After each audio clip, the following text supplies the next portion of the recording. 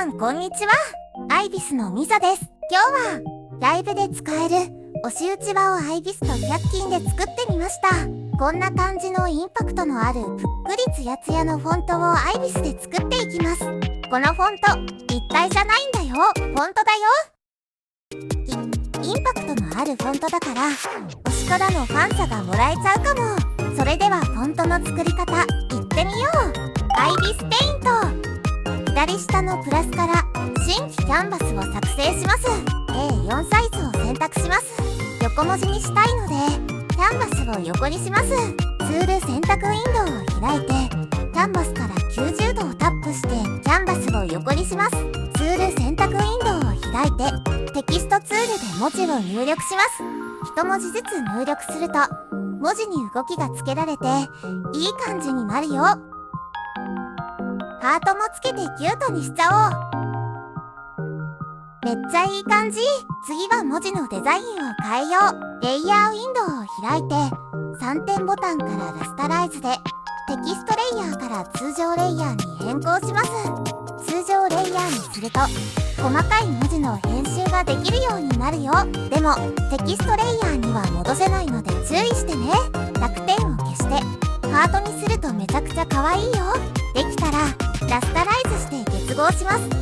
次は文字の色を変えていきます。不透明度ロックをオンにするとこんな感じにブラシで自由に色を変えられるよ。色が変わると一気に雰囲気変わるね。次は縁取りをつけます。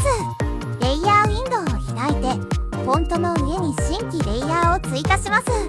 ツール選択ウィンドウのフィルターから縁取り両側で縁取りをつけます。スライダーで調整します。下にスクロールしてここで色を変更できます。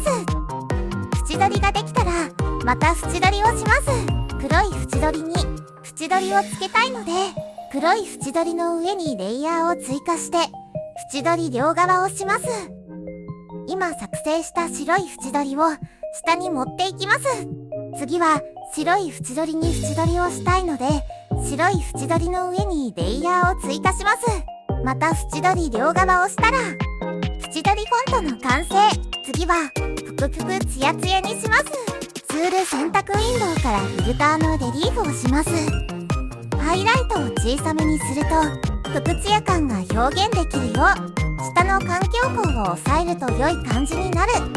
次は交際内側で最も暗い影をつけるともっと立体的になります。これを全部のレイヤーにしていきます。すべてぷくツヤにできたらレイヤーウィンドウを開いて全結合レイヤーをしてまとまったレイヤーを1枚作ります。ツール選択ウィンドウのフィルターからアンシャープマスクで仕上げをしたら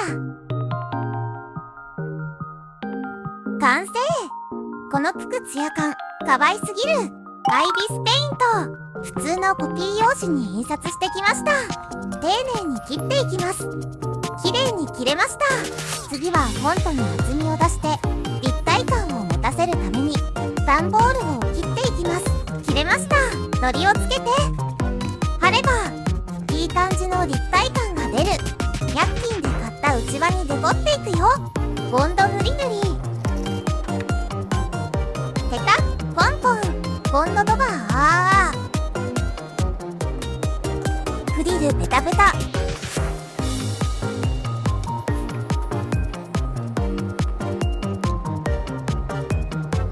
100均で買ったデコレーション。フォントの縁にデコるとめっちゃ良い感じになった。ラインストーンキラキラで可愛いね。青のハートのダイヤをいっぱいつける。パールのお星様も可愛い。完成。100均でここまで豪華になっちゃった。めちゃくちゃ可愛すぎる。100均で全部揃うからぜひ真似して作ってみてね。ご視聴ありがとうございました。